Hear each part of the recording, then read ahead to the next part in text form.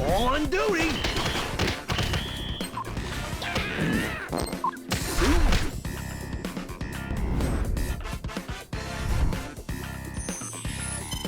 Time to plunder the depths! Greetings, Andrea.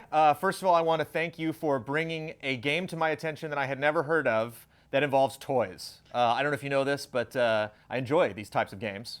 Brandon, everybody knows that you have an obsession with toys. That's well documented.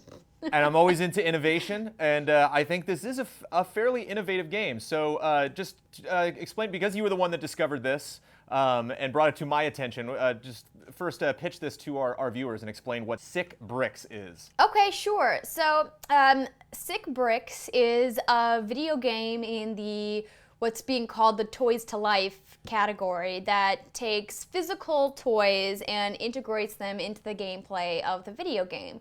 What's interesting about Sick Bricks in relationship to other well-known Toys to Life games like Disney Infinity and Skylanders, for example, is that this is a mobile game. And now, while Skylanders and Infinity have, mobile options, this is predominantly just for mobile, and it uses the camera on your mobile device to take your toy and put it inside of the game. So the Sick Bricks are these little characters that look kind of like Legos, hence the bricks, and they all have like kind of swappable hats, heads, and bottoms. And they have little personalities, and you can mix and match them together to create new personalities and essentially customize your gameplay experience. So they come in different kinds of packs. You can buy them as a collector set where you can get all of the personalities. They're launching, I believe, with 23 different characters when the game goes live. And you can take those characters and you scan them using the camera on your tablet or your phone, and then they are suddenly inside the game and you can play with them. It's a top-down kind of isometric feel and adventure. It kind of reminded me a lot of the Lego games. I don't know if you've played a bunch of those.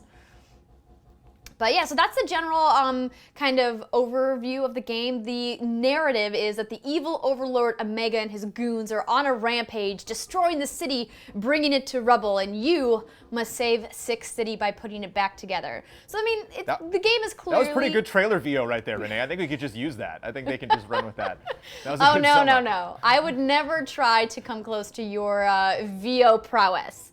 But obviously this game is aimed towards children. It's marketed as a kid's game, but so was Infinity and so was Skylanders, and those games really had what I thought compelling and awesome gameplay experiences. What did you think, when you played Sick Bricks for the first time? I think the first thing that really impressed me is that it works. That we were testing this out in a hotel room, and I remember being like, well, I'm going to try to scan this guy, and let me hold it in my finger, actually hold it up to my phone, and it worked. I imagine once you bring more characters into the game, you kind of get used to the lighting that needs to be present in the room, kind of the angle that you need to be holding those figures at. But I think that's the first thing that Skylanders and then Infinity that they haven't done, which is that you don't need a base, you literally just need the figure and a camera. And the fact that actually worked, and that you can just bring the game on the go and bring new stuff in. So if you're at Toys R Us, on the drive home, the figures are already in your game. And I liked that it didn't look like there were blind packs. A lot of the stuff that they had, you could see what figures you were getting in them. And the little plastic bags that they had that the figures came in, you could actually look through a little window and see what figures were in there. So I don't know if they're going to do that with all of their packaging, but I kind of like that everything was really up front, that you knew what you were going to get. The figures are a lot tinier than any Toy to Life stuff that I've already seen. So it's kind of nice that it's a lot more portable. I think it was really smart if they're going to make it a mobile experience, that you don't have to lug around a huge bag of all of your stuff, that you can put all of them together. And the game was pretty fun. It's a good action game. It's smart to set it up isometrically, like you mentioned. You don't have camera control like you do in the Lego games, but it works for touch, which makes sense. We played it on an iPad or on a tablet, where I don't know how well the controls would hold up. Do you know if it's just coming to tablets or if it's also coming to phones as well? Yeah, it's coming to iOS and Android devices. So but it has to have the device that you play. I believe has to be on a smart device. so that you can utilize the camera tech. I don't have the list of devices that it's compatible with in front of me right now, but it's available on phones as well. Especially with like you take like the new like iPhone 6 Plus. I mean, it's like a mini tablet, so I mean it's supposed to work on both. And the way the combat works is like there is a little bit of finesse to it. Like some of the characters we played at had abilities where you do like a circle swipe or do like a little zigzag pattern, and then that would activate their ability. But at the same time, kind of like how Infinity 2.0 actually made death like a big deal. Like when characters die, you have to put another character on there. It's kind of the same thing. And I think you were a little perturbed that there was a time limit. So when a character dies, they're out for like 5 minutes, and then you have to wait, either select a different character or wait for that cooldown. How do you feel about that, looking back on how they set that system up? I'm still a little perturbed by it because it uses very common tropes that we're seeing in free-to-play games. We should mention that this game is free to download. You do not have to pay for the actual software. The software is free, but if you want to play with characters, you have to buy the characters.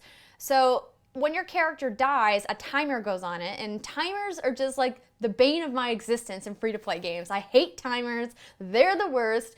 Some games in the free-to-play genre have unlocked an option where you can purchase a certain tier inside the in-app purchases where it eliminates the timers altogether. I'm hoping that that's an option here, but it is something where there's an in-game economy where you can earn these bricks, these gold bricks, and then you can pay to use the gold bricks to speed up the timer or to revive your teammate.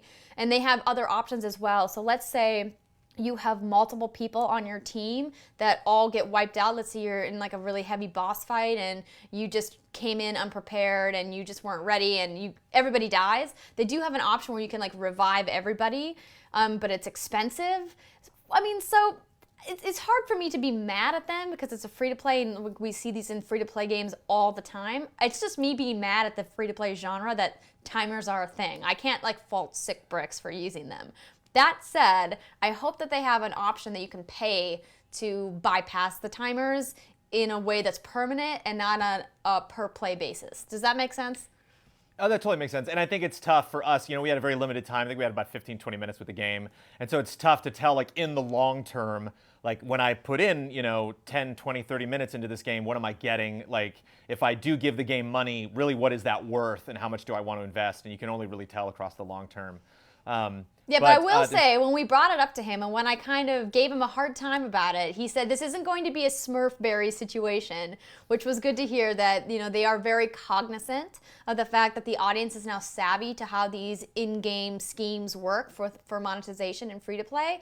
And he said that they're not trying to scam kids into paying for more things, and having them to go ask their parents, hey, can you buy this? Can you buy this? So I was happy to hear that, and happy to hear that, the pricing on these are actually, pretty competitive when you look at some of the other, competitors in the marketplace. I mean, a single pack with 2 characters is $2.50.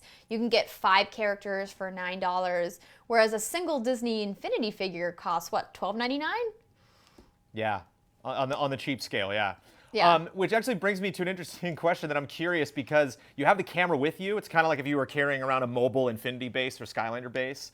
And so I wonder how they're going to display these in stores, because if you have a pack that displays the figure, I wonder if I could just bring up my phone and like hack the figure, basically, just like take a picture of it in Toys R Us. I didn't and then even I don't have think to buy about it. that.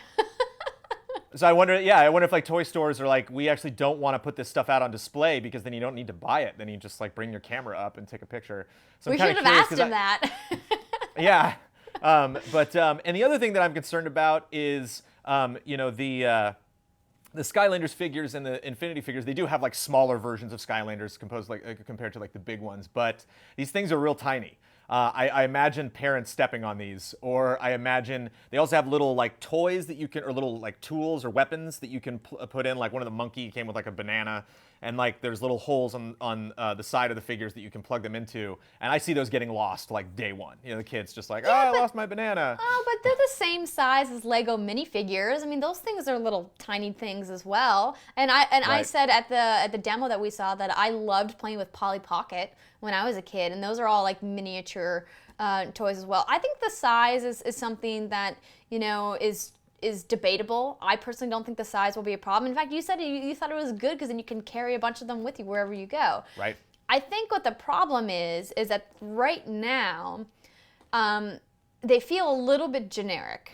Some of the characters were really cute and creative, but overall, most of the characters follow very basic stereotypes. And they told us it was a lot of like fart and barf humor because they're aiming at that, you know, preteen boy target market. And I told them, I said, I thought it was personally disappointing as a female that they aren't also aiming towards girls in that age range, because I think that there's so much to be done with that market. It's very untapped as far as video games are concerned. And they said that's something that they thought about and are considering. And I just want them to take it a little bit farther. But I think that maybe since it's like they're just rolling it out, they're trying to test the waters to see how these will do. But I would like to see them go and do some more creative work with their character development. I know that sounds weird because, well, maybe saying it out loud sounds weird because it's a kid's game, but I think that it's okay to hold companies to that standard, don't you? Oh, sure. And that's why, you know, again, a lot of these games, I mean, I'm mostly into Disney Infinity because I really like Disney. But I'm just fascinated by this genre. I'm fascinated by the tech of how these things work. I'm fascinated of how they roll this stuff out. I'm curious to see how Lego is going to react to this kind of game if they look at, you know, because they're no strangers to the free-to-play market, and just realizing like, oh, here's how you can hold up a Lego figure and then you can, you know, upload that into your game. And so if that works with any Lego figure, then all the Lego figures I already have can potentially be characters. So I'm curious to see how this game grows. It's nowhere near something along the size, like you mentioned, the game is free, so it's nowhere near something on the scale of an Infinity or a Skylanders just yet. But I'm curious to see if kids really take to this, and if this franchise is something that we're talking about 1 year, 2 years down the road, and how it grows. So, but it was fun to check out. Thank you for bringing this game to my attention. My pleasure. Must have been someone I ate.